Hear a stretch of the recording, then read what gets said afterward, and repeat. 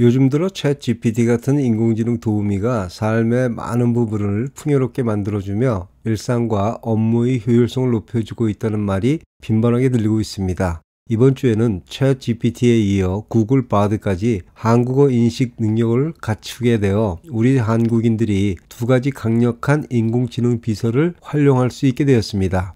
아쉽게도 아직은 영어를 처리하는 능력에 비해 한국어에 대한 데이터셋과 훈련이 부족하여 대답의 질이 다소 떨어집니다. 그러나 각각의 장단점을 파악하고 적절하게 활용한다면 이들 인공지능을 더욱 효과적으로 활용할 수 있을 것입니다. 그러나 인공지능은 양날의 검 같은 존재입니다.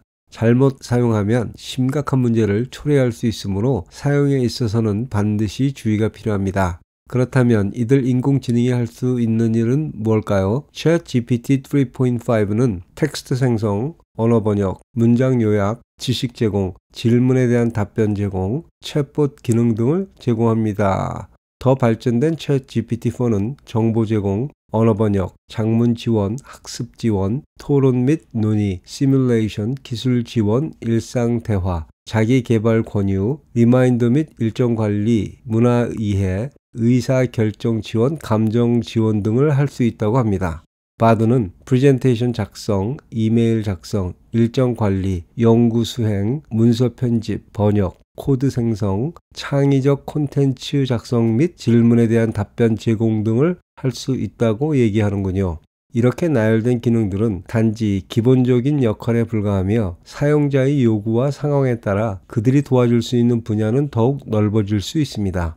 이러한 인공지능 도우미는 여러분의 창의력과 상상력에 의해 그 활용 범위가 결정됩니다. 여기서 아주 중요한 요점은 이들 인공지능이 제공하는 정보의 신뢰성이 무조건 100%라고 단정할 수 없습니다. 그러므로 중요한 논문 작성이나 학교 과제, 회사 보고서 작성 등에 있어서는 인공지능에게 완전히 의존하는 것이 아니라 여러분의 판단력을 통해 정보의 정확성을 확인하는 것이 필요합니다. 최근 소개된 바드의 주장 중 하나는 인터넷상의 최신 정보를 이해한다는 것입니다. 챗 GPT가 2021년 9월까지의 정보를 기반으로 작동하는 것과 달리 바드는 최신 정보를 인식하고 이해한다고 합니다. 그래서 한번 테스트를 해봤습니다. 최근 큰 이슈가 된 한국 대통령의 미국 국빈 방문에 대해 질문해 보았습니다. 그런데 바드는 먼저 윤석열 대통령이 2022년 5월 10일부터 12일까지 미국을 방문했다는 오답을 줬습니다. 이에 제가 답변이 틀렸다고 지적하니 답변의 오류를 수정하겠다고 하였습니다. 다시 질문을 던지자 IPEF 출범식에 참여했고 로스앤젤레스 한인타운을 방문했다는 질문과 관련 없는 오답을 주었습니다. 이러한 일련의 과정을 통해 바드가 최신 정보를 얻는다고 주장하긴 하지만 실시간 인터넷 검색을 통해 정보를 분석하는 것이 아닌 사전에 훈련된 모델을 통해 정보를 제공하기 때문에 실시간 정보의 분석과 제공에는 한계가 있다는 것을 알 수 있습니다. 반면 챗 GPT는 솔직하게 자신이 2021년까지의 정보만 가지고 있다고 밝히지만 바드는 잘못된 정보를 확신에 찬 표정으로 제공하였습니다. 최신 정보에 대한 신뢰성을 찾는다면 곧 출시될 구글의 구글 AI 서치를 활용하는 것이 바드보다 더 좋은 선택일 수 있습니다. 퍼플렉시티는 챗 GPT를 사용하면서도 최신 정보의 정확성을 보입니다. 이는 검색에서 취합한 정보를 GPT-3에 보내 분석을 하기에 가능합니다. 바드는 최신 정보나 시사 분석에 대해 신뢰할 만큼 답변을 제공하지 못할 수 있으므로 주의가 필요합니다. 이제는 기술적인 문제로 넘어가 볼까요?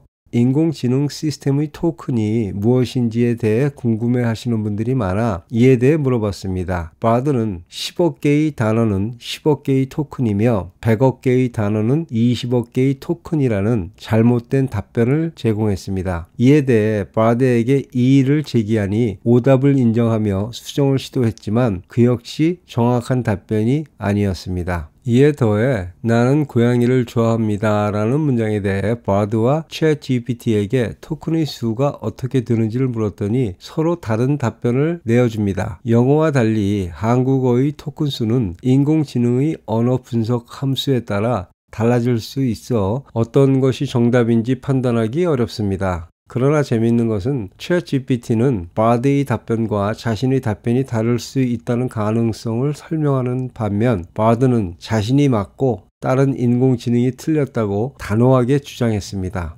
챗GPT와 바드의 말투를 살펴보면 챗GPT는 부드럽고 친절하며 말이 많은 성격을 가진 것처럼 보이고 바드는 무뚝뚝하고 쓸데없는 말은 하지 않는 독선적인 성격을 가진 것처럼 느껴집니다. 역사에 관한 질문도 던져봤습니다. 바드는 한글이 고려시대에 창제되었다고 주장하며 챗GPT는 잘못된 창제 연도를 부끄럼 없이 제시했습니다. 그래서 둘에게 왜 영어보다 한글 사용 시 더 많은 오답을 내는지 물어봤더니 비슷한 변명을 하더군요. 여러 가지 시험을 거쳐본 결과 아직도 인공지능의 답변에는 신뢰할 수 없는 부분이 많습니다. 이를 예로 들면 내로남불이 무엇인지 물었을 때 바드는 처음에 바로 정확한 답변을 제공했습니다. 반면에 챗GPT 3.5는 일관성 없는 답변을 제공하였고 질문을 반복할 때마다 답변이 바뀌었습니다. 그러나 챗GPT4는 정확한 답변을 제공했으며 이는 챗GPT4가 3.5보다 훨씬 많은 데이터와 학습을 받았음을 보여줍니다. 대부분의 사용자가 무료 버전인 챗GPT 3.5를 사용하는 것을 고려하여 제가 이 영상에서 주로 3.5를 테스트하려고 노력하였습니다. 그럼에도 불구하고 3.5와 4 사이에는 명확한 차이가 있었습니다. 비록 속도는 눈에 띄게 느린 편이었지만요.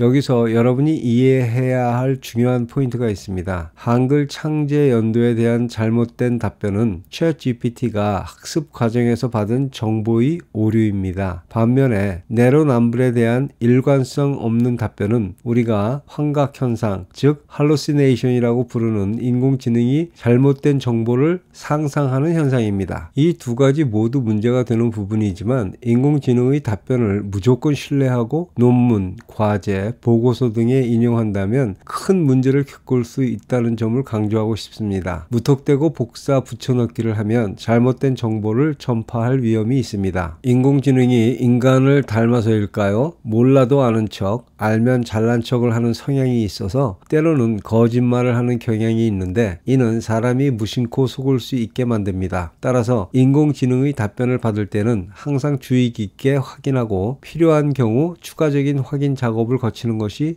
중요합니다. 시간이 지나면서 이러한 문제들은 점점 더 빠르게 개선될 것이라 기대합니다. 그러나 아직까지는 영어에 비해 한글에 대한 정보와 문장 생성 능력 그리고 정확도가 많이 떨어진다는 것을 명심해야 합니다. 하지만 이 인공지능들에게 제공하는 정보를 바탕으로 분석하고 질문을 하면 놀라울 만큼 뛰어난 답변을 얻을 수 있습니다. 또한 영어 작문, 이메일 작성, 프로그래밍, 코딩 등의 능력은 인간에 가까우며 때로는 인간을 뛰어넘는 부분도 있다는 것을 인정해야 합니다. 이 인공지능들이 답변의 정확성을 보장할 수 없다고 화면 하단에 경고를 주는 것처럼 가끔 잘못된 답변을 제공하는 것은 귀엽게 보일 수 있지만 중요한 업무에 사용되었을 때는 문제가 될 수 있으므로 주의해야 합니다.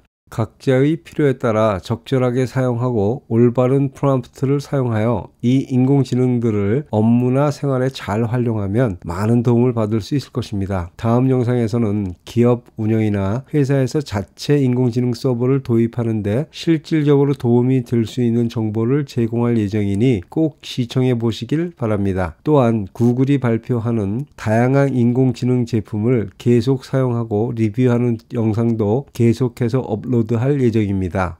이 인공지능들로 인해 잠시라도 웃음이 지어질 수 있는 즐거운 시간이었기를 바랍니다. 건강에 유의하시고 웃음과 행복이 가득한 주말 보내시길 바랍니다. 그럼 이만 인사드리겠습니다. 안녕히 계세요.